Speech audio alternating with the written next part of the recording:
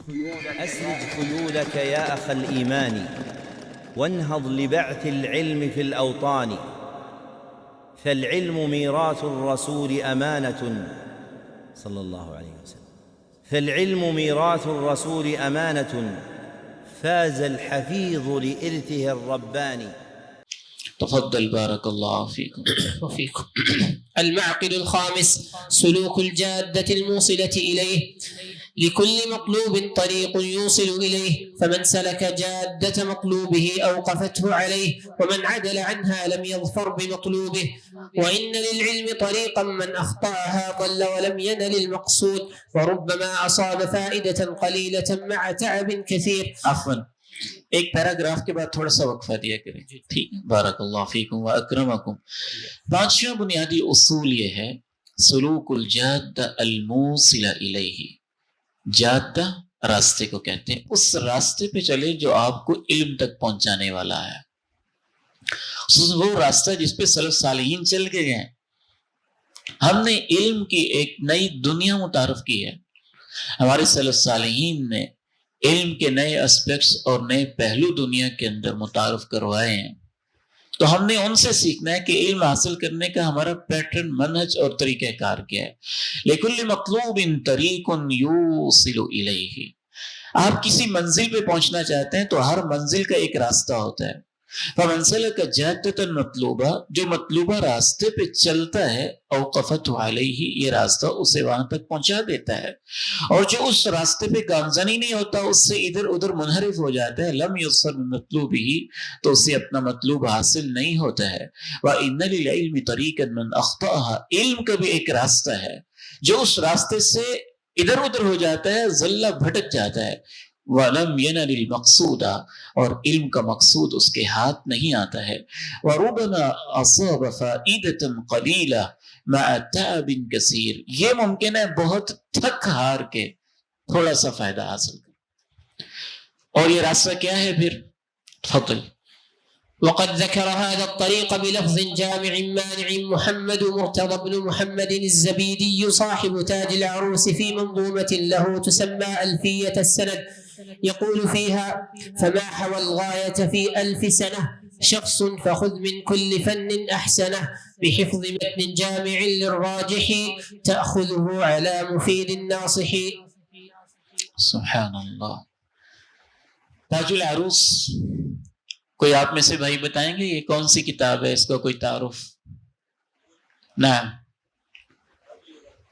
جی، وہ تو ہے، مشکل کتاب ہے، کسی کتاب کی شرح ہے، اس کا کیا انداز ہے؟ جی، مستقل کتاب. اچھا، نعم. قاموس المحيط في شرح القاموس المحیط للفیروز آبادی، اس کی یہ شرح ہے، اس کی یہ شرح ہے تاج العروس. عربی زبان کو جاننے کے حوالے سے لسان العرب ابن منظور الافریقی کی اور القاموس المحیط اور تاج العروس، یہ تین بڑی اہم کتابیں. اللہ تعالیٰ ہمیں اس راستے پہ چلنے کی توفیق دے. علم کے لیے بنیادی چیز، شرعی علم کے لیے عربی زبان کا آنا ہے اور انتہائی اس کے اندر پختگی ہونا ضروری ہے. تو صاحب تاج العروس کہتے ہیں: فما حوى الغاية في 1000 سنة، 1000 سال میں بھی انسان اپنے مقصد کو حاصل نہیں کر سکتا. یعنی اگر بغیر وہ راستے کے چلتا رہے گا تو 1000 سال بھی چلتا رہے تو اس کو علم کا منزل نہیں ملے گی. وہ کیسے ملے گی؟ ایسے ملے گی: خذ من کل فن احسن، ہر فن میں جو احسن ترین چیز ہے اس کو لو. بحفظ متن جامع للراجح، ایک جامع متن یاد کرو، للراجح، ایسا جامع متن جس میں اس علم کے اندر جو راجح چیزیں وہ لکھی ہوئی ہوں. فقہ ہے، نحو ہے، صرف ہے. یہ نہیں ہے کہ آپ اس کو الکتاب لسیب ویسے علم پڑھنا شروع کر دیں.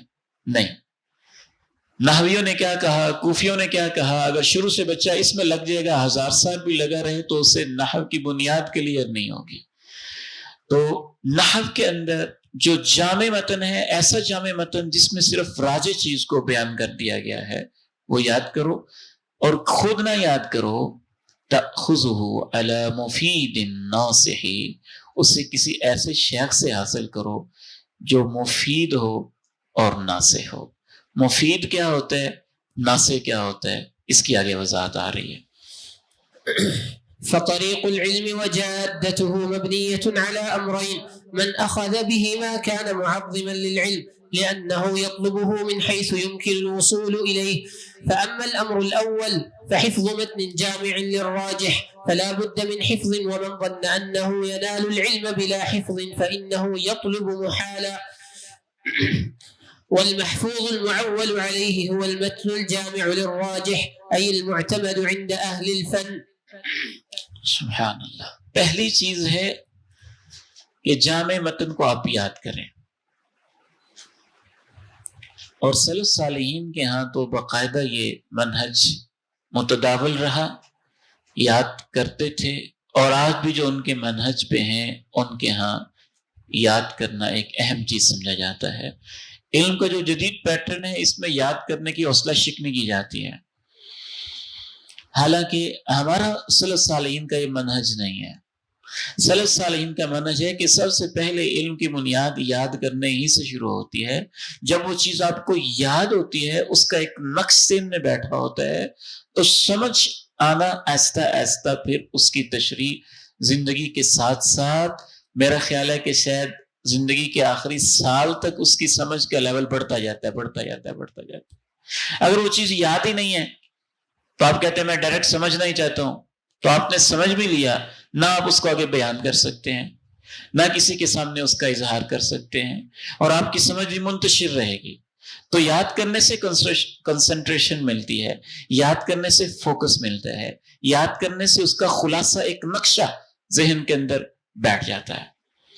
تو ایک متن کا یاد کرنا ہر فن کے اندر بنیادی متن مختصر یہ ضروری ہے۔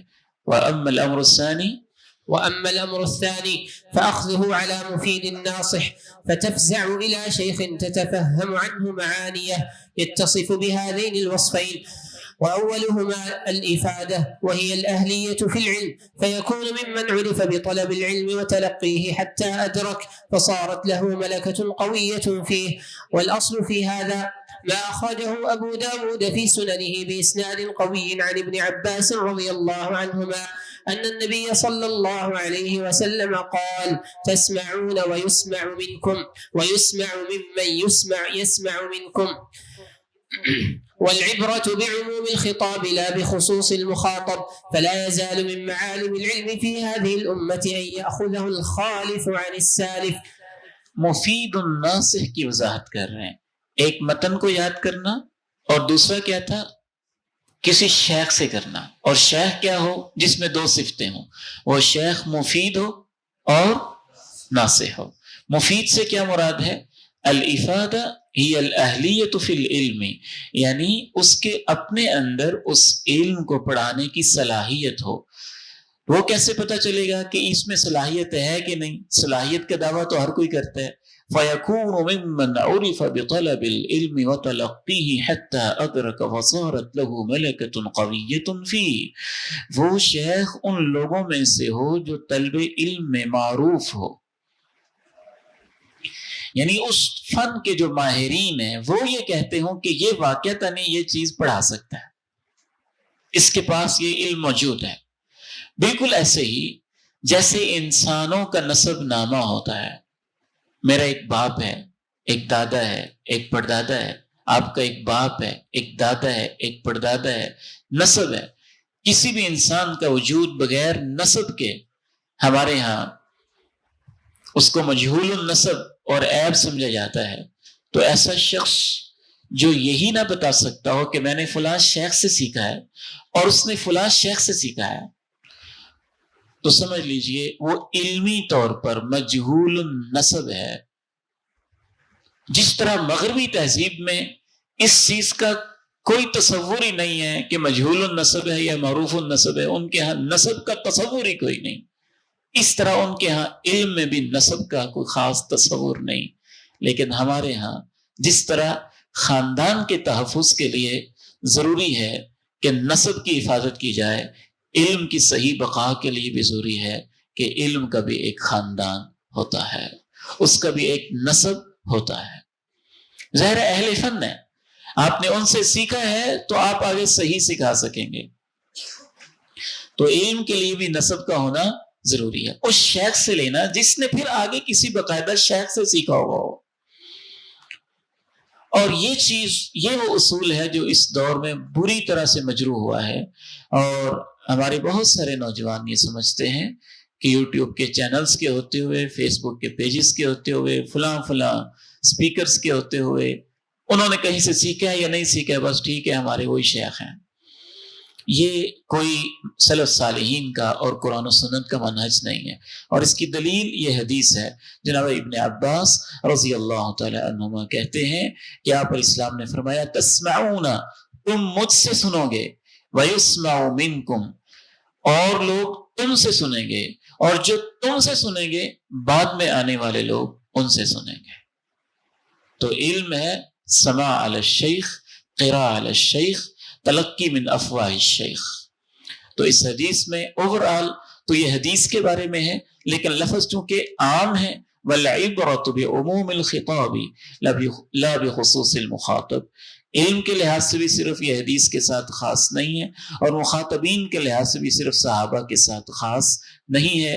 اس امت کی یہ نشانی ہے کہ ان کا علم متوارث ہے، ایک نسل سے دوسری نسل سے تیسری نسل سے، نسل بعد نسل ایک چیز کا فہم منتقل ہو رہا ہے۔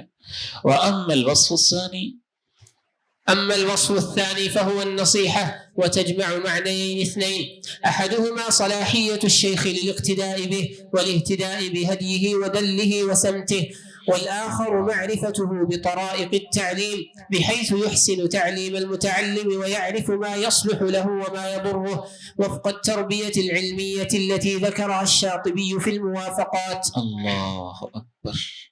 تو ناصح کا معنی کیا ہے؟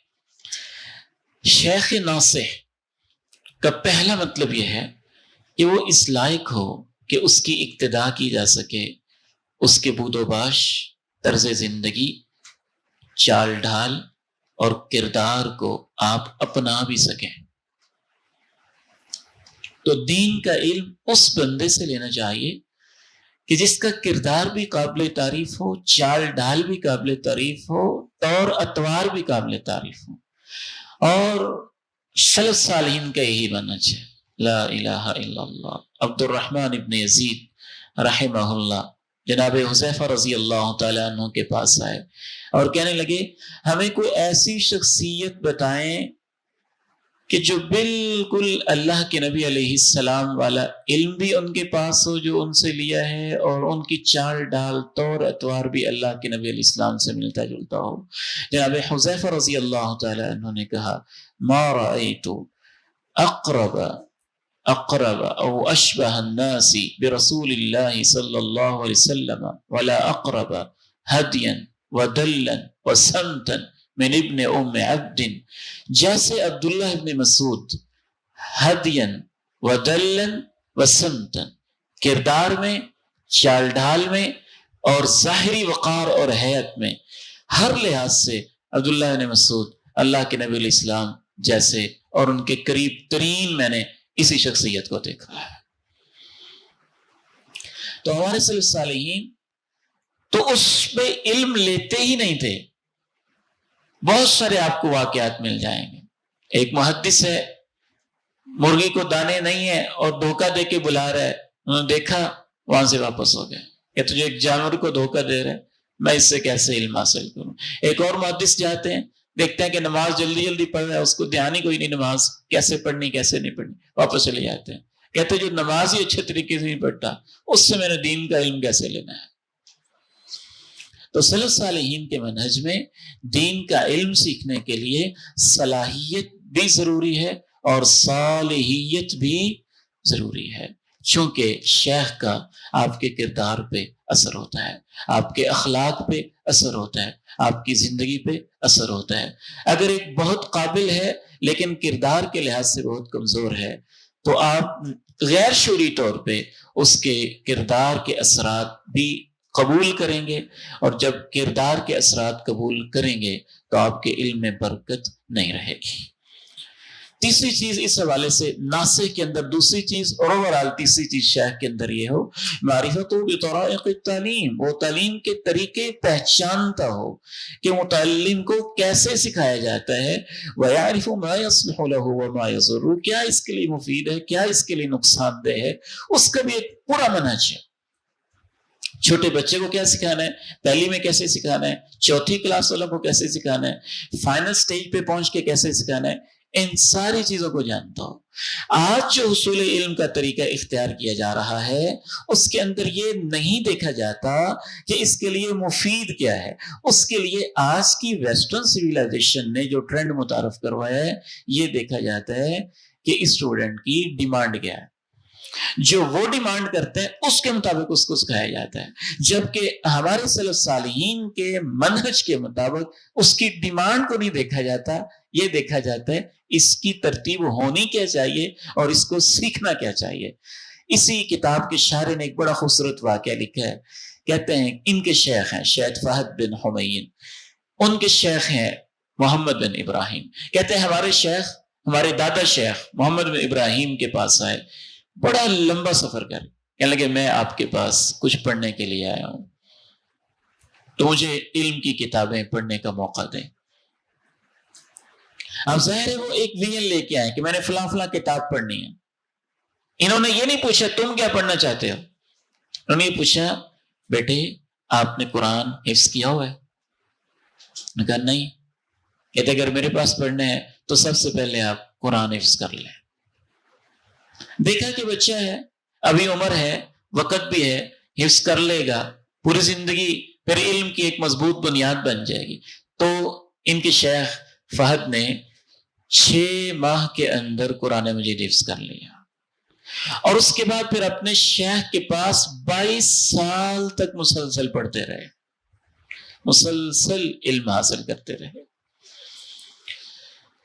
آج کل کیا ہے، بکتا کیا ہے، سنا کیا جاتا ہے، ریٹنگ کیسے بڑھتی ہے، فالوئنگ کس سے ہوتی ہے؟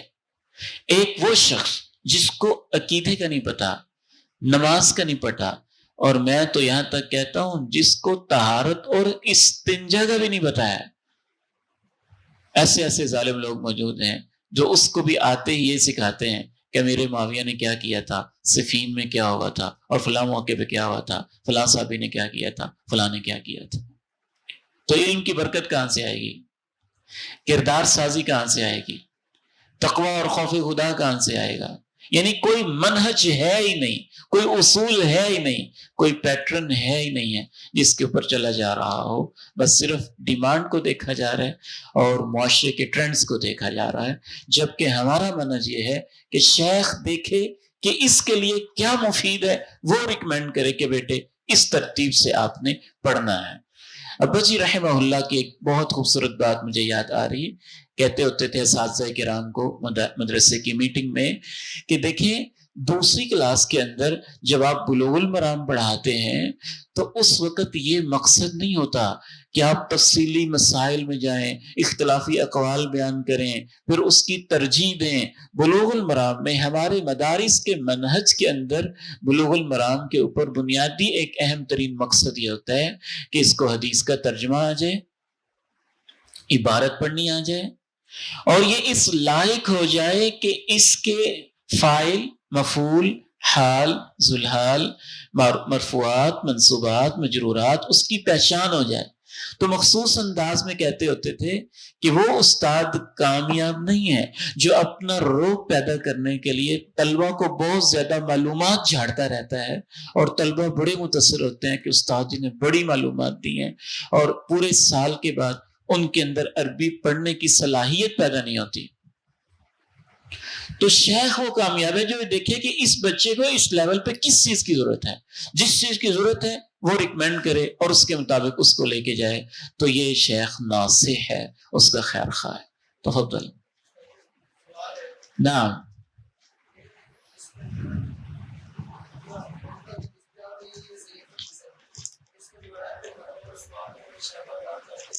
جی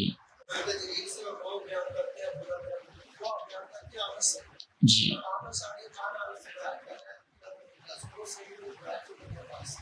بارک اللہ فیک. اللہ تعالیٰ آپ کو بہت برکت دے. اکرمک اللہ وبارک فیکم. فرحنا بهذه التعلیقہ المبارکہ القیمہ. معنن ہم نے اس سے استفادہ کرنا ہے، جیسا کہ سلف صالحین میں سے امام محمد ابن سیرین رحمہ اللہ کہتے ہیں انظروا عمن تأخذون دینکم، کہ یہ سند جو ہے یہ دین ہے، تو سوچ سمجھ لیا کرو کہ اپنا دین تم کس سے حاصل کر رہے ہو. بارک اللہ فیک. نعم. المعقد السادس رعاية فنونه في الأخذ وتقديم الأهم فالمهم. قال ابن الجوزي رحمه الله في صيد خاطره: جمع العلوم ممدوح، من كل فن خذ ولا تجهل به، فالحر مطلع على الأسرار. ويقول شيخ شيوخنا محمد بن مانع في إرشاد الطلاب: ولا ينبغي للفاضل أن يترك علما من العلوم النافعة التي تعين على فهم الكتاب والسنة إذا كان يعلم من نفسه قوة على تعلمه، ولا يسوغ له أن يعيب العلم الذي يجهله ويزري بعالمه، فإن هذا نقص ورذيلة. فالعاقل ينبغي له أن يتكلم بعلم أو يسكت بحلم، وإلا دخل تحت قول القائل: أتاني أن سهلا ذم جهلا، علوما ليس يعرفهن سهل، علوما لو قراها ما قلاها، ولكن الرضا بالجهل سهل. انتهى كلامه. بارک اللہ فیکم. چھٹا اصول ہے رعایت فنونہ فی الاخذ وتقدیم الاہم فالمہم. حصول علم میں علم کے جو فنون ہیں ان کا لحاظ کرنا، اور سب سے جو زیادہ اہم ہے وہ سب سے پہلے حاصل کرنا، پھر اس کے بعد جو دوسرے درجے پہ مہم ہے، پھر تیسرے درجے پہ، پھر چوتھے درجے پہ، اس طرح ترتیب کے ساتھ علم کو حاصل کرنا. امام ابن الجوزی صید الخاطر میں کہتے ہیں جمع العلوم ممدوح، من کل فن خذ ولا تجہل بی، ہر فن سے لو، ولا تجہل بی، اور اس کے بارے میں ناواقف نہ رہو. فالحر مطلع علی الاسرار، جو بلند خیال انسان ہوتا ہے وہ تمام اسرار پر کسی حد تک مطلع ہوتا ہے، ان سے واقف اور آگاہ ہوتا ہے. ارشاد الطلاب میں شیخ محمد ابن مانع رحمہ اللہ کہتے ہیں ولا ينبغي للفاضل ان يترك علما من العلوم النافعة، کسی بھی فضیلت حاصل کرنے والے شخص کو یہ نہیں چاہیے کہ علوم نافعہ میں سے کوئی علم چھوڑ دے، ہر وہ علم جو کتاب و سنت کے فہم میں معاون ہو، بشرطے کہ وہ اپنے اندر ایک ایسی ہمت پاتا ہو اس کو سیکھنے کی. ولا يسوغ له ان يعيب العلم الذي يجهله، اور اس کے لیے یہ جائز نہیں ہے کہ اس علم کے نقص نکالتا رہے جس سے وہ واقف نہیں ہے، اور ان کے علماء کی بھی تحقیر نہ کرے. فإن هذا نقص ورذیلہ، یہ ایک عیب ہے اور گھٹیا پن ہے. فالعاقل ينبغي له ان يتكلم بعلم، عاقل جب بولے تو علم کے ساتھ، خاموش ہو تو بڑی بردباری کے ساتھ، وگرنہ وہ اس قائل کے قول میں داخل ہوگا اتانی ان سہلا ذم جہلا، مجھے یہ بات پہنچی ہے کہ سہل نامی جو شخص ہے وہ اپنی جہالت کی وجہ سے مذمت بیان کر رہا ہے ایسے علوم کی لیس یعرفہن سہل، جن کو سہل خود جانتا نہیں ہے. علوما لو قراها ما قلاها، ایسے علوم، قراها کو یہاں انہوں نے کیا تسہیل کے طور پہ قراها، اگر اس کو پڑھ لیتا تو کبھی بھی اس سے بغض اور نفرت نہ کرتا. ولیکن الرضا بالجہل سہل، لیکن جہالت کے اوپر کنات کرنا یہ انسان کے لیے آسان ہوتا ہے. تو اس میں تمام علوم سے مراد وہ علوم ہیں جو کتاب و سنت کے اندر درجہ بدرجہ فہم کے اندر معاون ہیں. مثلا کتاب و سنت کو سیکھنے کے لیے سب سے بنیادی چیز تو عربی زبان کا علم ہے، تو عربی زبان کو سیکھے گا. ان سے مسائل کے استنباط کے لیے فقہ ضروری ہے، فقہ کے لیے اصول فقہ کی بھی کچھ پہچان ہونی چاہیے، اور اسی طرح سے بنیاد عقیدہ ہے تو عقیدے سے بھی مس اس کو ہونا چاہیے، اور کچھ نہ کچھ اس سے بھی بنیادی آگاہی ہونی چاہیے. چونکہ اسلامی علوم آپس میں متداخل ہیں، اور ہم یہ نہیں کہہ سکتے کہ صرف ایک علم ہی میرے لیے کافی ہے. اب سوال یہ پیدا ہوتا ہے کہ سارے علوم تو انسان نہیں سیکھ سکتا. بنیادی اصطلاحات وہ عقیدے کو بھی جانتا ہو، اصول فقہ کو بھی جانتا ہو، اصول حدیث کو بھی جانتا ہو، عربی زبان، نحو، صرف سے جانتا ہو، لیکن پھر آگے اسپیشلائزیشن آئے گی. اس کے بعد مرحلہ اسپیشلائزیشن کا آئے گا. ایسے ہی ہے جیسے ہماری انسانی فزیک ہے. ایک ڈاکٹر کہے کہ میں نے تو ہارٹ اسپیشلسٹ بننا ہے، تو میں ایک پورے انسانی سسٹم کو کیوں سمجھوں؟ تو بندہ ہی مارے گا نا. وہ کہے گا میں تو بس ہارٹ کا اسپیشلسٹ ہوں.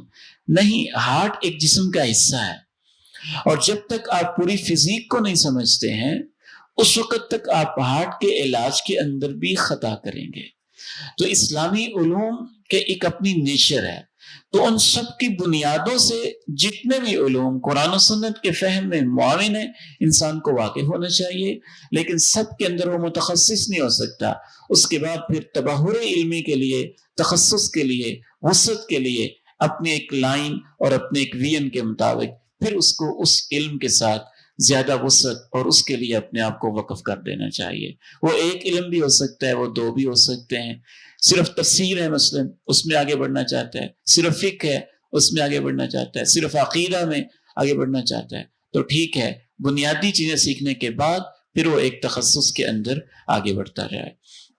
اور دوسرا انہوں نے اصول یہ بیان کیا کہ جس علم میں آپ نے تخصص حاصل کر لیا ہے، بعض دفعہ انسانی نفسیات ایسی ہیں کہ پھر وہ جب دیکھتا ہے کہ یہ دوسرا علم مجھے نہیں آتا ہے تو ویسے ہی اس علم کی تحقیر شروع کر دیتا ہے. کہ ایک بندے کو عربی زبان بہت اچھی آتی ہے، اس میں تخصص مہارت ہے، کہتے اصول حدیث میں کیا پڑھا ہوا ہے، عربی زبان ہی کی آج تو ضرورت ہے. ایک بندے کو اصول حدیث، تخریج، رجال، روات میں اچھی مہارت ہے، تو کہتے باقی سارے علموں میں کیا پڑھا ہوا ہے، یہی تو اصل علم ہے. ایک بندے کو تفسیر اچھی آتی ہے تو اس کو یہ زیب نہیں دیتا کوئی کہ وہ کہے کہ اصول حدیث میں کیا پڑھا ہوا ہے، اصل چیز تو قرآن ہی ہے. نہیں، ہر علم کا اپنا ایک مقام ہے اور ہر علم کا اپنا ایک احترام ہے. تو اس وجہ سے کہ آپ کو کوئی دوسرا علم آتا نہیں ہے، آپ کسی دوسرے علم کی تنقیص نہ کریں اور نہ ہی دوسرے علم کے مشائخ کی تحقیر کریں. اور میں تو یہ سمجھتا ہوں کہ جس قدر قابل احترام وہ شیخ ہے جو حدیث پڑھا رہا ہے، اسی طرح قابل احترام وہ شیخ بھی ہے جو نحو اور صرف پڑھا رہا ہے، اور اس کو نحو اور صرف میں تخصص ہے، وہ بنیادیں کھڑی کر رہا ہے. تو اس لیے اہل ایمان جیسے آپس میں کل بنیان ہوتے ہیں تو علوم بھی اصل آپس میں کل بنیان ہوتے ہیں. یشد بعضہ بعضا، کسی دوسرے علم کی تحقیر نہیں کرنی چاہیے. جی آگے چلیے. وإنما تنفع رعاية فنون العلم باعتماد أصلين، أحدهما تقديم الأهم فالمهم مما يفتقر إليه المتعلم في القيام بوظائف العبودية لله تعالى، والآخر أن يكون قصده في أول طلبه تحصيل مختصر في كل فن، حتى إذا استكمل أنواع العلوم النافعة نظر إلى ما وافق طبعه منها وآنس من نفسه قدرة عليه فتبحر فيه، سواء كان فنا واحدا أم أكثر. ومن طيار شعر الشناقطة قول أحدهم: وإن ترد تحصيل فن تممه وعن سواه قبل الانتهاء مه. وفي ترادف العلوم المنعوجا إن توأمان استبقا لن يخرجا. ومن عرف من نفسه قدرة على الجمع جمع، وكانت حاله استثناء من العموم. بارك الله فيك. وإنما تنفع رعاية فنون العلم باعتماد أصلين. علم کے مختلف شاخوں کو حاصل کرنے میں آپ نے کیسے ان کو ترتیب دینا ہے، اس کے لیے دو اصول ہیں. پہلا اصول یہ ہے کہ زیادہ اہم علم پہلے حاصل کریں. مثلا سب سے پہلے آپ قرآن مجید سیکھیں، ناظرہ پڑھیں، ترجمہ پڑھیں، اس کے اوپر آپ کی زیادہ توجہ ہو. اذکار، صبح و شام کے اذکار، دعائیں، عقیدہ، توحید، بنیادی چیزیں جن پہ آپ کی آخرت کی نجات ہے وہ سیکھیں. علوم میں جو زیادہ اہم علم ہے وہ سیکھیں. اور دوسرا اس میں یہ اصول ہے ان یکون قصده فی اول طلبه تحصیل مختصر فی کل فن.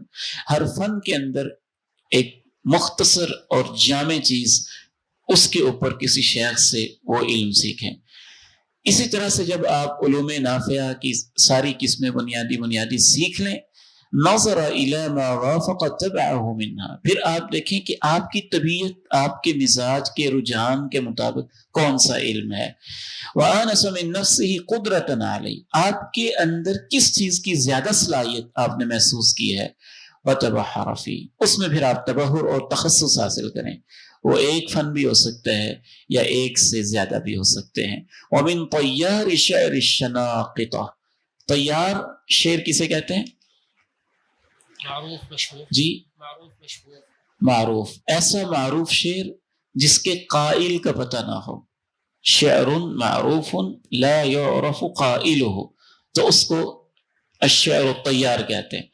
شنقیطیوں کا یہ معروف شعر ہے، یہ زبردست ہے ویسے. وَإِن تُرِدْ تَحْصِيلَ فَنٍّ تَمِّمْ، اگر کسی فن کو حاصل کرنا چاہتا ہوں تو اسے پورا حاصل کرو.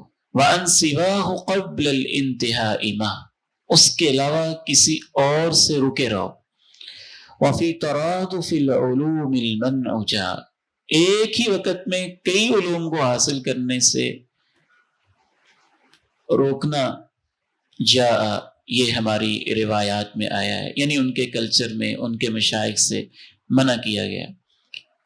اس کی مثال ایسے ہے، ان تو امانی، دو جڑواں بچے، استبقا، اگر برابر میں نکلنا چاہیں، لن یخرجا، تو دونوں ایک وقت میں ماں کے پیٹ سے کبھی نکل نہیں سکتے، کبھی نکل نہیں سکتے.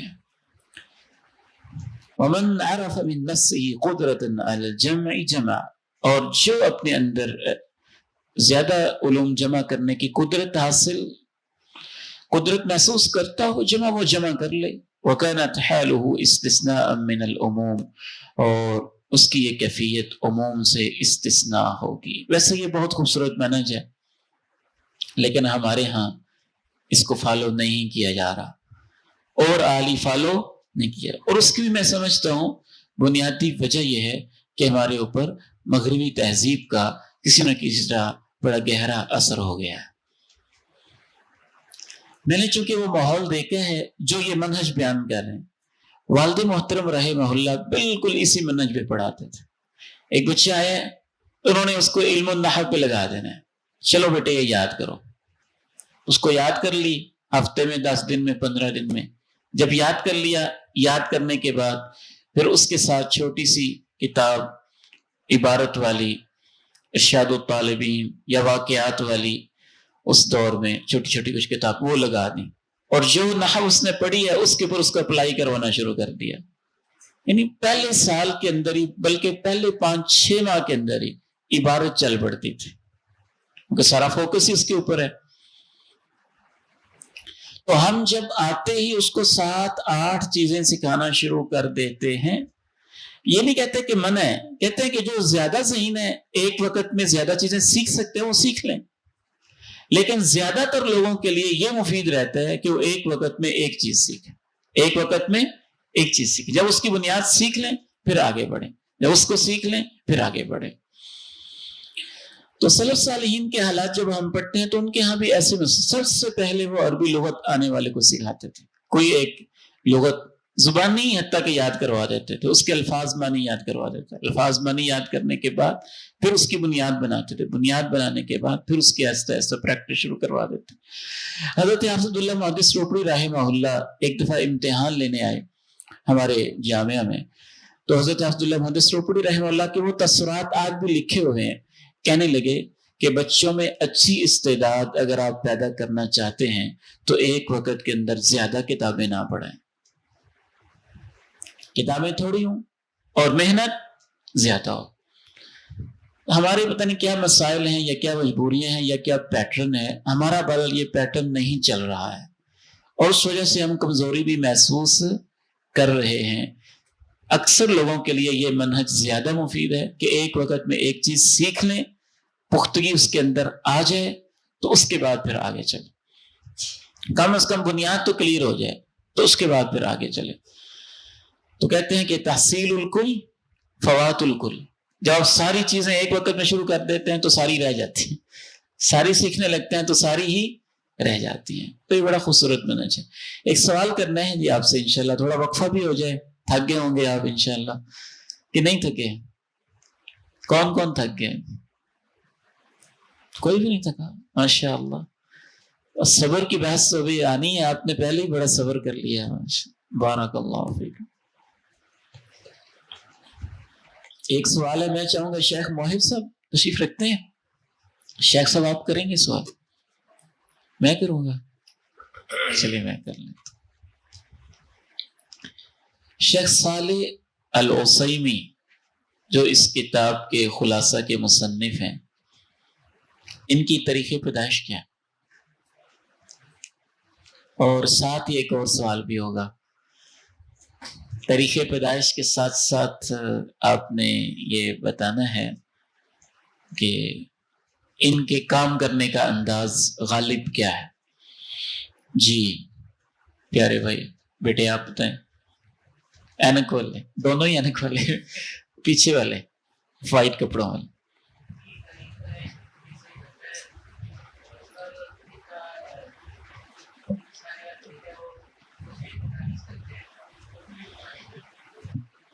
ٹھیک ہو گیا.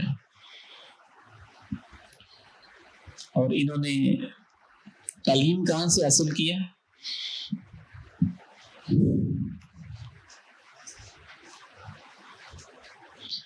آج تشریف لائیں, انعام بنتا ہے آپ کا. پہلے سوال کا جواب تو دے دیا. بارک اللہ فیک. آپ کے اس میں گرامی جی جی کہاں سے؟ ماشاء اللہ بڑا لمبا سفر کر کے ہیں. بارک اللہ فیک. کس ادارے سے؟ ماشاء اللہ, اہلا وسہلا. بارک اللہ فیکم, نفع اللہ بکم. ابھی ایک ہی سوال کرنا تھا.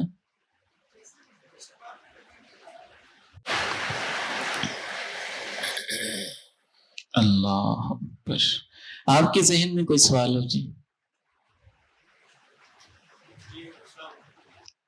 سلام.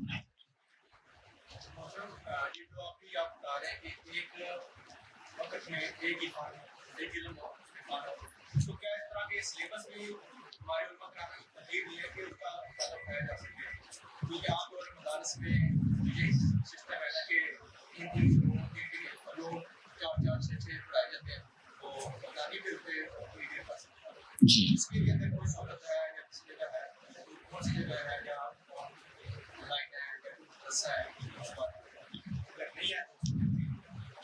میرے علم میں تو کوئی نہیں ہے. شیخ موہب صاحب جانتے ہوں تو شاید بتا دیں.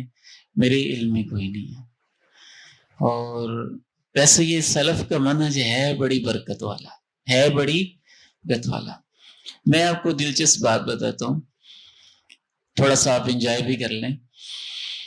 ابا جی رحمہ اللہ جو ہے نا, بڑے ٹپیکل پنجابی بولتے تھے. تو وہ پیریڈز کے قائل نہیں تھے. پیریڈز کے قائل یعنی ہمارا ایک پورا منہج ہے پڑھنے پڑھانے کا. وہ کہتے تھے شیخ بیٹھ جائے, جب تک اس کتاب کی سمجھ نہیں آتی پڑھاتا رہے, جب تک سمجھ نہیں آتی پڑھاتا رہے. وہ گھنٹہ لگ جائے, 2 گھنٹے لگ جائے, 1.5 گھنٹے لگ جائے, پڑھاتا رہے. تو بڑے بھائی جان کے پاس جب ادارے کا, تو وہ ایسے ہی پڑھاتے تھے کہ کچھ طلبہ کو انہوں نے لے لیا, کچھ طلبہ کو ان کے 1-2 شاگردوں نے لے لیا, اور بعض دفعہ وہ طالب علم کی صلاحیت کے مطابق 8 سال کا نصاب, کچھ ایسے طلبہ میرے علم میں ہیں کہ ان کو پورا نصاب انہوں نے 3 سال میں پڑھایا, پورے 8 سال کا نصاب. بچہ نے دیکھا ذہین ہے, میٹرک پاس کر کے اس دور میں پھر حاجی احمد الدین رحمہ اللہ ہوتے تھے, مجھے ایگزیکٹ بالکل یاد ہے. ایک دو اور اس طرح کے لوگ تھے. تو انہوں نے دیکھا ذہین ہے, پورا نصاب انہوں نے 3 سال کے اندر پڑھا کے فارغ کر دیا. پھر آگے بڑے مشائخ کے پاس بھیج دیا, جامعہ سلفیہ میں یا دیگر اداروں میں. یہ بھی ان کے منہج میں یہ چیز بھی شامل تھی کہ بنیادی علم دینے کے بعد پھر کبار مشائخ کے پاس بھیج دیں تاکہ ان سے وہ علم حاصل کرے. تو بڑے بھائی جان عبداللہ سلیم رحمہ اللہ نے ایم اے بی ایڈ وغیرہ ایم ایڈ اس دور میں کیا ہوا تھا. یہ میں آپ کو بات کر رہا ہوں 1986 کے لگ بھگ کی. تو انہوں نے ایک پورا سسٹم بنایا, ٹائم ٹیبل اور پیریڈ اور یہ ساری تقسیم. تو ابا جی کہنے لگے عبداللہ سلیم آج جدوں نے تو پیڑیاں بنائیاں نے, پیڑیاں علم اٹھ گئے. یعنی ہر استاد ہے 25 منٹ ہو گئے، وہ سبق سمجھ آئی ہے یا نہیں آئی ہے، پورا ہوا یا نہیں ہوا، اس میں چلا جا رہا ہے، اور پھر دوسرے نے آ جانا، اور پھر تیسرے نے آ جانا۔ تو بہرحال ہمارے سلف کا ایک اپنا بہت خوبصورت منہج ہے، اور وہ اپنی جگہ پہ بہت مفید بھی ہے۔ آگے چلیں جی، تو کسی سلفی بزرگ کو ڈھونڈنا پڑے گا جی اس کے لیے، اور اس سے علیحدہ ٹائم لینا پڑے گا۔ جی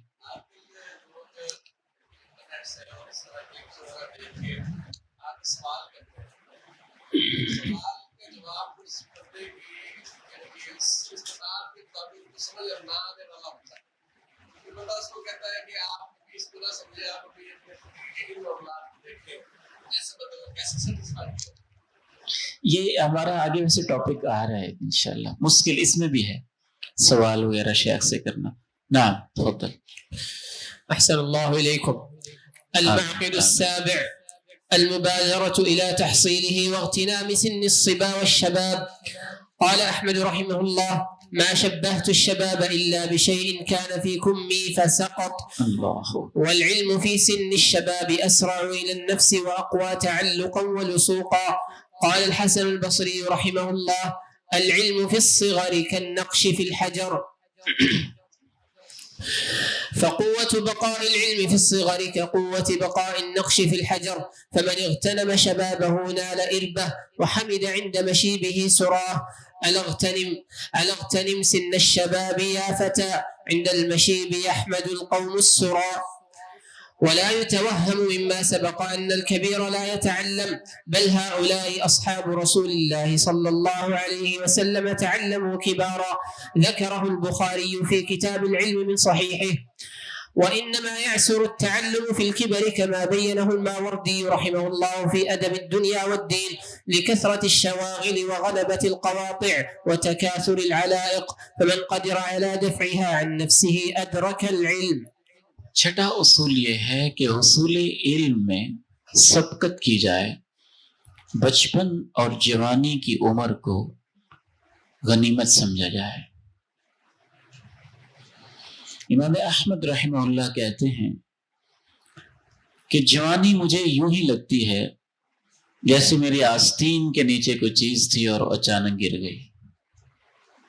جوانی بہت جلدی ڈل جاتی ہے۔ والعلم فی سن الشباب اسرع الی النفس، جوانی میں علم سیکھنا دل میں جلدی جگہ بناتا ہے، وَأَقْوَى تَعَلُّقًا وَلُصُوقًا، اور بہت دیر تک چپکا رہتا ہے۔ قال الحسن البصری رحمہ اللہ، امام حسن بصری رحمہ اللہ فرماتے ہیں: العلم فی الصغر کالنقش فی الحجر، بچپن میں علم حاصل کرنا ایسے ہے جیسے پتھر کے اوپر نقش ہوتا ہے۔ اللہ اکبر۔ فقوة بقاء العلم فی الصغر، بچپن میں علم حاصل کرنا بڑی قوت کے ساتھ ایسے باقی رہتا ہے جیسے پتھر کے اندر نقش تا دیر باقی رہتا ہے۔ جو اپنی جوانی سے فائدہ اٹھاتا ہے وہ اپنے مقصد کو پا لیتا ہے، اور بڑھاپے کے وقت اپنے سفر کی تعریف کر رہا ہوتا ہے کہ شکر ہے میں نے بچپن میں محنت کر لی تھی، جوانی میں محنت کر لی تھی۔ اغتنم سن الشباب یا فتى، اے نوجوان جوانی کی عمر سے بھرپور فائدہ اٹھا لے۔ عند المشیب یحمد القوم السرا، بڑھاپے میں پہنچ کر لوگ جوانی کے کیے ہوئے سفر کی تعریف کرتے ہیں۔ اس سے یہ نہ سمجھا جائے کہ بڑی عمر کا آدمی علم حاصل نہیں کر سکتا، بلکہ یہ اللہ کے نبی الاسلام کے صحابہ ان میں سے بہت سارے ایسے ہیں جنہوں نے بڑی عمر کے اندر علم حاصل کیا، جیسا کہ امام بخاری رحمہ اللہ نے اپنی صحیح میں بیان کیا ہے۔ حضرت عمر کا قول انہوں نے نقل کیا ہے: تفقہوا قبل ان تسودوا، اس سے پہلے علم حاصل کر لو کہ تم قائد بن جاؤ، یا اس سے پہلے کہ تم بڑے ہو جاؤ۔ اور ساتھ انہوں نے اضافہ کیا: وبعد ان تسودوا، بڑے ہونے کے بعد بھی علم کا سفر جاری رکھو۔ اور پھر امام بخاری رحمہ اللہ نے یہ بھی لکھا کہ اللہ کے پیغمبر کے صحابہ نے بڑی عمر میں علم سیکھا ہے۔ جناب ابوبکر رضی اللہ تعالیٰ عنہ 40 سال کے لگ بھگ ہیں، جناب عمر رضی اللہ تعالیٰ عنہ اس کے قریب ہیں۔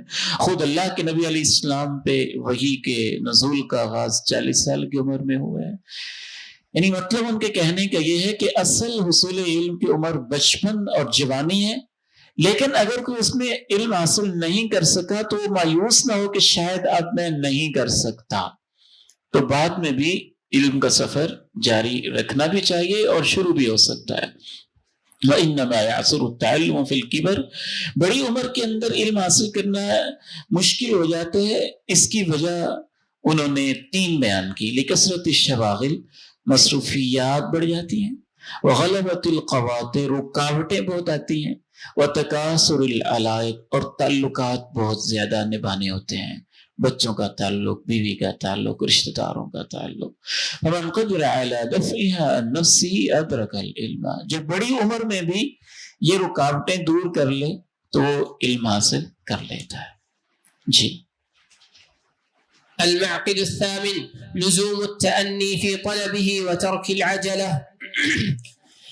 إن تحصيل العلم لا يكون جملة واحدة، إذ القلب يضعف عن ذلك، وإن للعلم فيه ثقلا كثقل الحجر في يد حامله.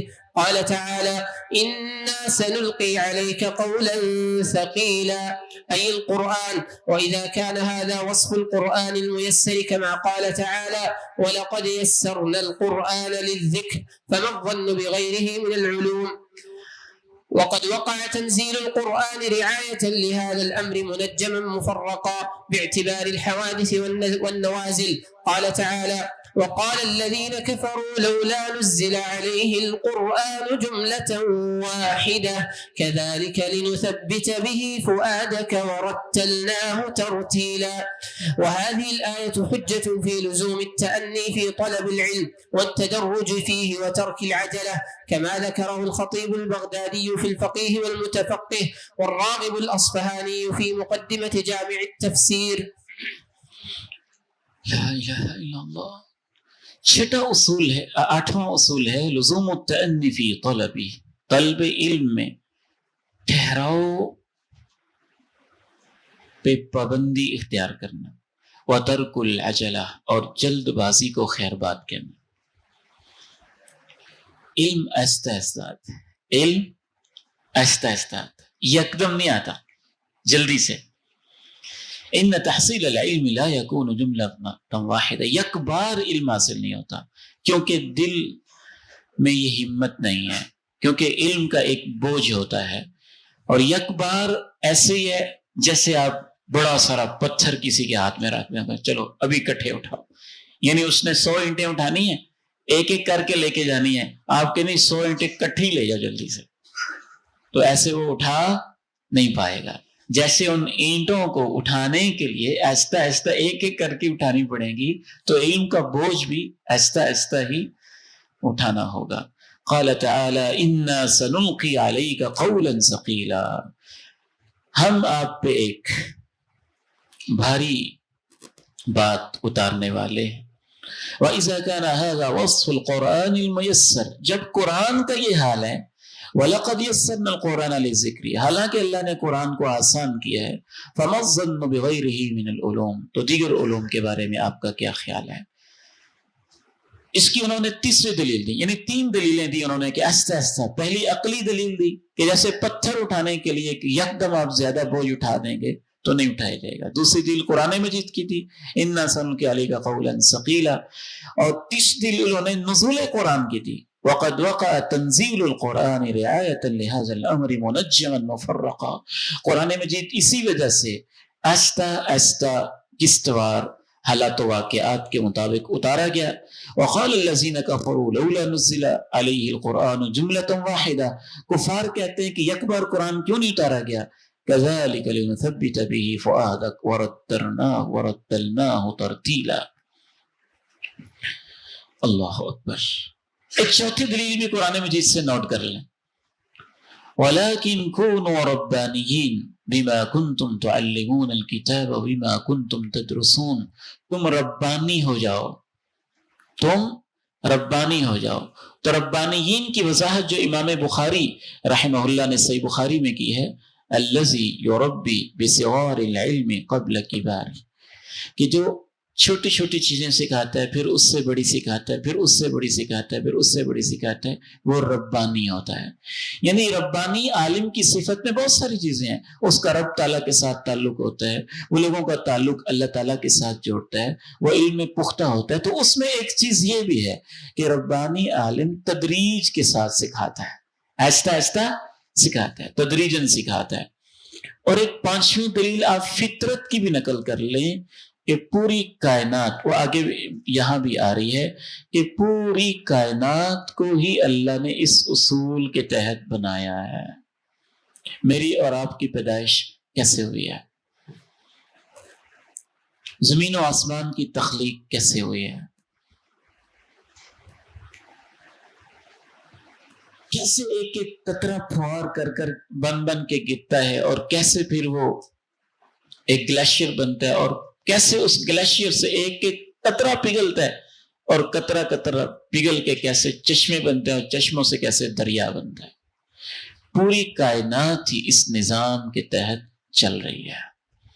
تو اصول علم میں بھی اس کا لحاظ رکھنا بہت ضروری ہے، اور آج کے دور میں اس اصول کو بھی بہت زیادہ نظر انداز کیا گیا ہے۔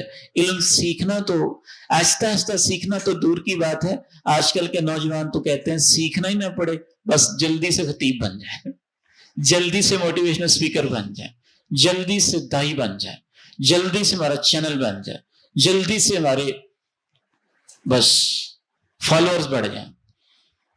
تو یہ خلاف فطرت ہے، یہ سب کچھ خلاف، ممکن ہے آپ یہ اپنے مقصد حاصل کر لیں، لیکن علم کی پختگی، علم کی برکت اور علم کا صحیح منہج، اس سے آپ محروم ہو جائیں گے۔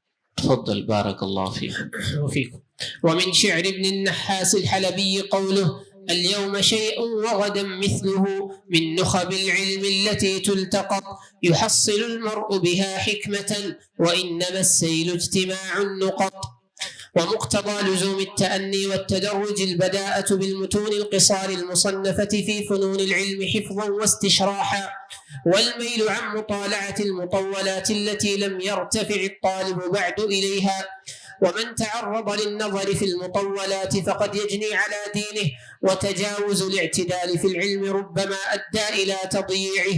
ومن بدائع الحكم قول عبد الكريم الرفاعي أحد شيوخ العلم بدمشق الشام في القرن الماضي: طعام الكبار سم الصغار. اللہ اکبر۔ اليوم شیء وغدا مثلہ، آج تھوڑی سی چیز، کل اتنی سی اور۔ من نخب العلم التي تنتقط، علم کے منتخب حصوں میں سے چن چن کے حاصل کی جائے۔ يحصل المرء بها حکمہ، اسی سے انسان حکمت و دانائی پائے گا۔ وانما السیل اجتماع النقط، جیسا کہ ایک ایک قطرہ جمع ہو کے دریا بنتا ہے اور بہاؤ بنتا ہے۔ ومقتضى لزوم التأنی والتدرج، تدرج اور ٹھہراؤ کا لازمی تقاضا یہ بھی ہے، البداءۃ بالمتون القصار، چھوٹے چھوٹے متون سے آغاز کیا جائے جو علم کے مختلف شاخوں کے اندر لکھے گئے ہیں، ان کو یاد کیا جائے، ان کی شرح کو سمجھا جائے۔ والمیل عن مطالعۃ المطولات، اور ابتدا میں بڑی بڑی کتابوں کے مطالعے نہ کیے جائیں، یہ ہمارے منہج میں شامل ہے، اور ابتدا میں بڑی تفصیلی کتابوں کا مطالعہ نہ کیا جائے۔ التي لم يرتفع الطالب بعد الیہا، وہ کتابیں جن تک ابھی طالب علم کا لیول نہیں پہنچا ہے۔ میں آپ کو اس کی ایک مثال دیتا ہوں۔ نحویوں اور کوفیوں کے اختلاف تو ہم جانتے ہیں، تو ہم ابتدائی سے طالب علم کو یہ بتانا شروع کر دیں فاعل کی یہ ڈیفینیشن ہوتی ہے، اس میں یہ اختلاف پایا جاتا ہے، سیبویہ نے اس کی یہ تعریف کی تھی، مبرد نے اس کی یہ تعریف کی تھی، پھر بصرہ کے نحات یوں کہتے ہیں، کوفہ کے نحات یوں کہتے ہیں، تو فاعل نام کی چیز تو اس کے ذہن سے ویسے ہی ختم ہو جائے گی، فاعل ہوتا ہے کہ اس بلا کا نام ہے۔ تو ایسے ہی سارے علوم ہیں، اور اس کی انہوں نے خوبصورت آگے جو مثال دی ہے اس سے مزید بات واضح ہو جائے گی۔ ومن تعرض للنظر في المطولات فقد يجني على دينه، اور جو شروع ہی سے بڑی تفصیلی کتابوں میں مطالعہ کرنا شروع کر دیتا ہے وہ اپنے اوپر زیادتی کرتا ہے، اپنے دین میں خطا کرتا ہے، بعض دفعہ وہ ضائع ہو جاتا ہے۔ وَمِن بَدَائِعِ الْحِكَمِ قَوْلُ عبد الکریم الرفاعی، اور خوبصورت جو حکمت کی باتیں ہیں ان میں سے ایک بڑی منفرد یہ حکمت کی بات ہے، طعام الکبار سم الصغار، وہی خوراک جو بڑوں کے لیے خوراک ہوتی ہے چھوٹوں کے لیے زہر ہوتی ہے۔ بچہ آج پیدا ہوا ہے،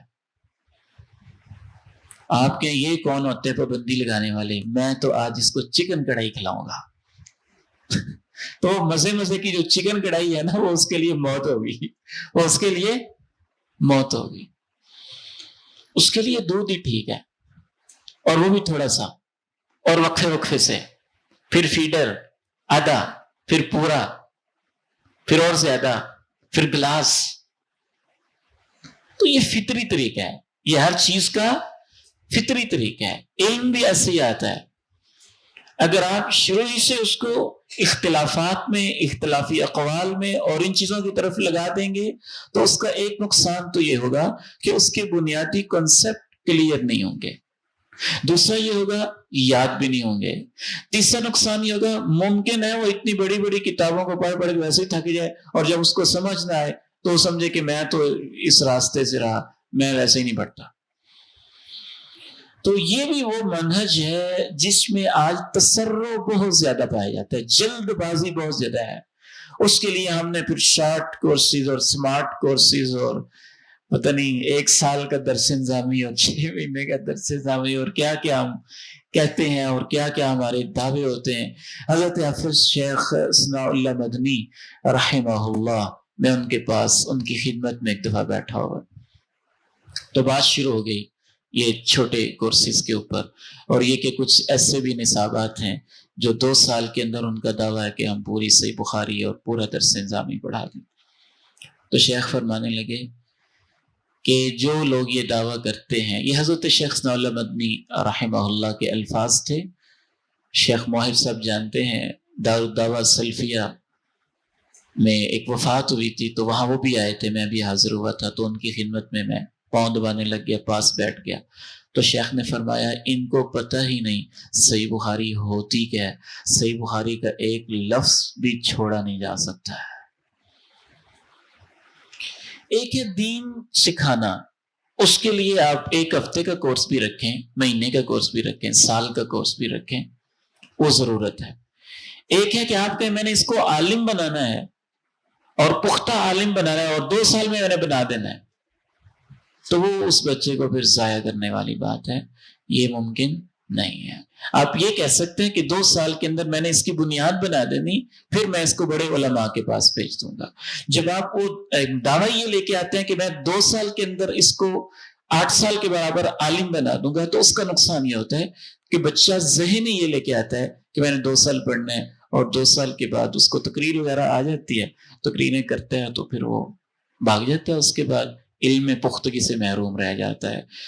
طعام الکباری سم الصغاری، بڑوں کی خوراک بعض دفعہ چھوٹوں کے لیے زہر ہوتی ہے۔ جس کو جتنا پڑھانا ہے اس کو اتنا ہی پڑھانا چاہیے، اور جس کو جتنی تشریح پڑھانی اتنی ہی پڑھانی چاہیے۔ تفضل بارک اللہ فیک۔ المعقد التاسع، عفواً اذان کتنے بجے ہوگی؟ 7 بجے جی؟ تو میرے خیال ہے ہم 10 منٹ مزید پڑھ سکتے ہیں، میرے 55 پہ ہم روکیں گے انشاءاللہ تعالی۔ نعم۔ المعقد التاسع، الصبر في العلم تحملا وأداء، إذ كل جليل من الأمور لا يدرك إلا بالصبر، وأعظم شيء تتحمل به النفس طلب المعالي تصبيرها عليه، ولهذا كان الصبر والمصابرة مأمورا بهما لتحصيل أصل الإيمان تارة، ولتحصيل كماله تارة أخرى. قال تعالى: يا أيها الذين آمنوا اصبروا وصابروا. وقال تعالى: واصبر نفسك مع الذين يدعون ربهم بالغداة والعشي يريدون وجهه. قال يحيى بن أبي كثير في تفسير هذه الآية: هي مجالس الفقه، ولن يحصل أحد العلم إلا بالصبر. قال يحيى بن أبي كثير أيضا: لا يستطاع العلم براحة الجسم، فبالصبر يخرج من معرة الجهل وبه تدرك لذة العلم. اللہ اکبر. چھٹا اصول ہے الصبر فی العلم تحملا و اداء. علم کو حاصل کرنے میں بھی صبر، و اداء، اور اس کو آگے پہنچانے میں بھی صبر. اس کل جلیل من الامور لا یدرک الا بالصبر. دنیا کا کوئی بھی عظیم الشان کام صبر کے بغیر ممکن نہیں ہے. وَأَعْظَمُ شَيْءٍ تَتَحَمَّلُ بِهِ النَّفْسُ طَلَبَ الْمَعَالِي تَصْبِيرُهَا عَلَيْهِ. سب سے بڑی چیز جس کے ذریعے نفس انسانی کو اونچے عزائم حاصل کرنے کے لیے تیار کیا جا سکتا ہے، اس کو صبر پہ آمادہ کرنا ہے.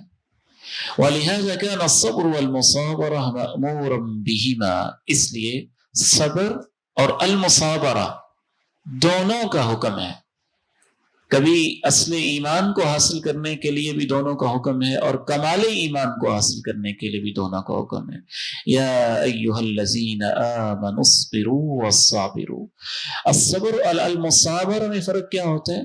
صبر یہ ہے کہ آپ محنت کے ساتھ، مستقل مزاجی کے ساتھ ایک چیز میں ڈٹے ہوئے ہیں، لگے ہوئے ہیں، یہ صبر ہے.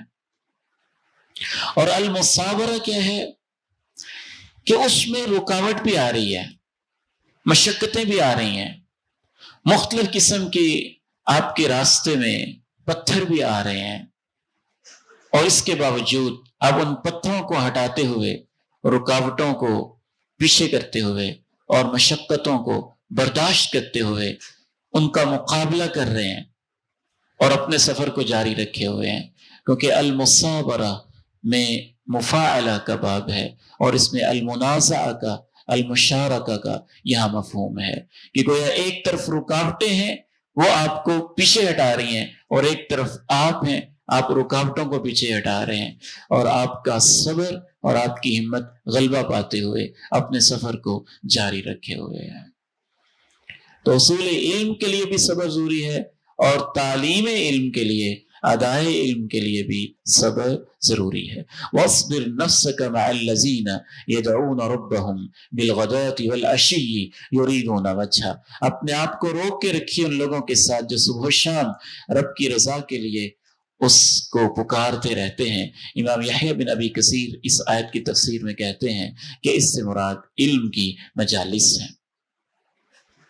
یہ یاد رکھیے سلف صالحین کی جو تفسیر ہے اس کی مختلف قسمیں ہیں، اور ان میں سے ایک قسم ہے تفسیر بالمثال، کہ انہوں نے جو اس کے اندر چیزیں آتی ہیں ان میں سے ایک مثال دے کے کہہ دیا کہ علم کی مجلسیں بھی اس میں شامل ہیں، جو صبح و شام اپنے رب کو پکارتے ہیں اس کی رضا کے لیے، ان کے ساتھ اپنے آپ کو روکے رکھے. حصول علم صبر کے بغیر ممکن نہیں ہے. لا يستطاع العلم براحة الجسم فبالصبر يخرج من معرة الجهل. اگر جہالت کی گہری کھائیوں اور کمزوریوں سے آپ نکلنا چاہتے ہیں تو صبر کے ساتھ ہی نکلا جا سکتا ہے. وَبِهِ تُدْرَكُ لَذَّةُ الْعِلْمِ. اور آپ علم کی لذت پانا چاہتے ہیں تو صبر کے ساتھ ہی وہ آپ کو حاصل ہوگی. وَصَبْرُ الْعِلْمِ تفضل بارک اللہ فیک. وصبر العلم نوعان، أحدهما صبر في تحمله وأخذه، فالحفظ يحتاج إلى صبر، والفهم يحتاج إلى صبر، وحضور مجالس العلم يحتاج إلى صبر، ورعاية حق الشيخ تحتاج إلى صبر. والنوع الثاني صبر في أدائه وبثه وتبليغه إلى أهله، فالجلوس للمتعلمين يحتاج إلى صبر، وإفهامهم يحتاج إلى صبر، واحتمال زلاتهم يحتاج إلى صبر. وفوق هذين النوعين من صبر العلم الصبر على الصبر فيهما والثبات عليهما، لكل إلى شأو العلا وثبات، ولكن عزيز في الرجال ثبات.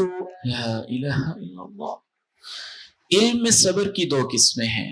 پہلی قسم ہے صبر فی تحملہ و اخذہ، مشائخ سے علم کو حاصل کرنے اور اس کو لینے میں صبر.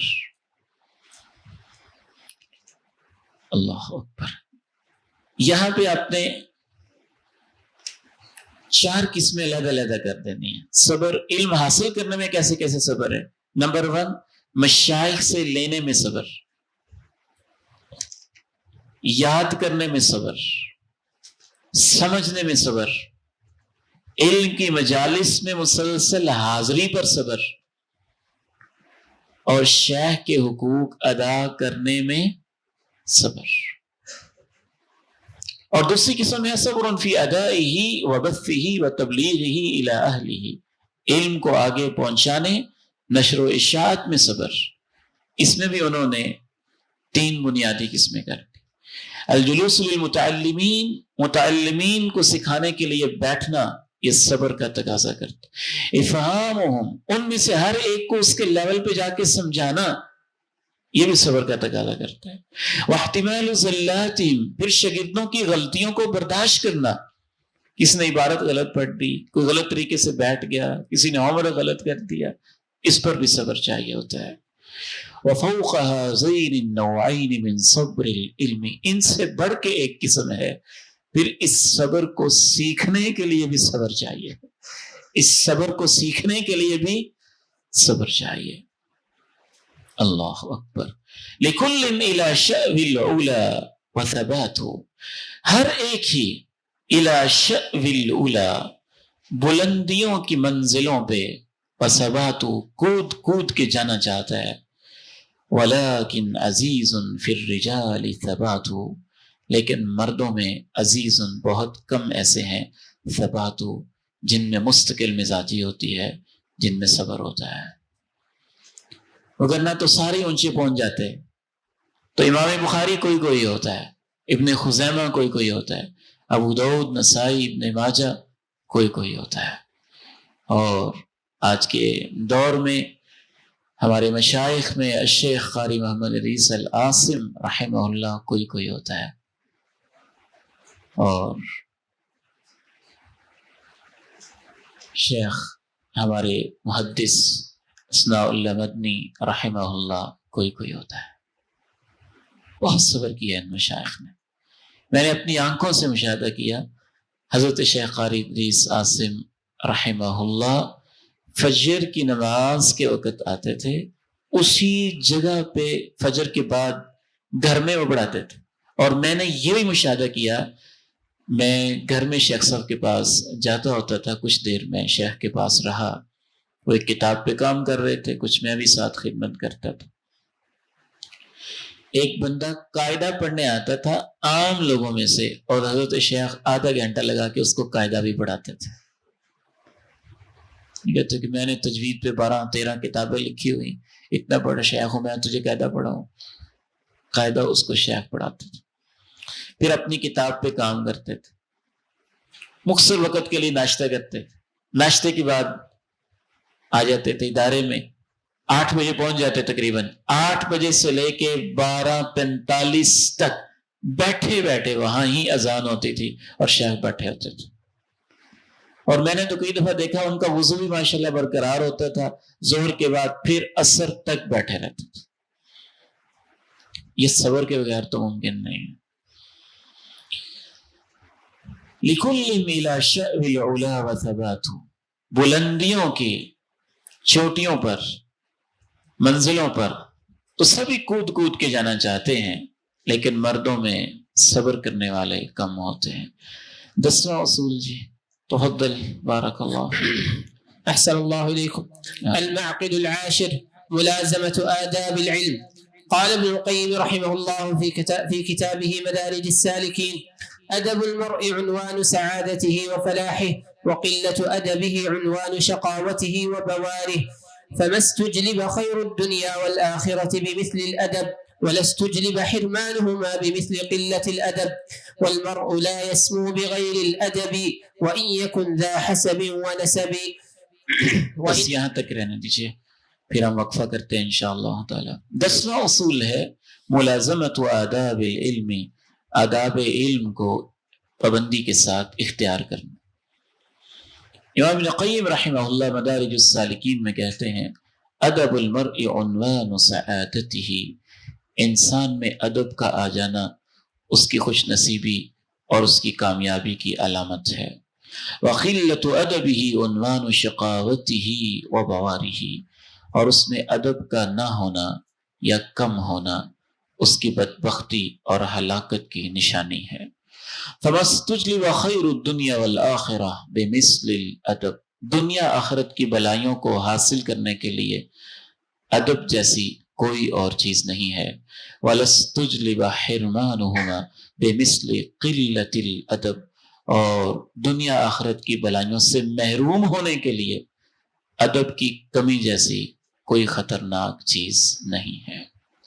وَالْمَرْءُ لَا يَسْمُو بِغَيْرِ الْأَدَبِ وَإِنْ يَكُنْ ذَا حَسَبٍ وَنَسَبٍ، انسان کبھی بھی ادب کے بغیر بلند مقام حاصل نہیں کر سکتا، اگرچہ وہ بڑا ہی خاندانی اور حسب و نسب والا ہو۔ تو 10واں اصول ہے ادب، اس کے اوپر انشاءاللہ تعالی مغرب کی نماز کے بعد باقی ہم گفتگو کریں گے اللہ تعالیٰ کی توفیق سے۔ بارک اللہ لی ولکم ونفع اللہ بنا وبکم ویغفر اللہ لنا ولکم۔ السلام علیکم ورحمۃ اللہ وبرکاتہ۔ سبحانک اللہم وبحمدک، اشہد ان لا الہ الا انت، استغفرک واتوب الیک۔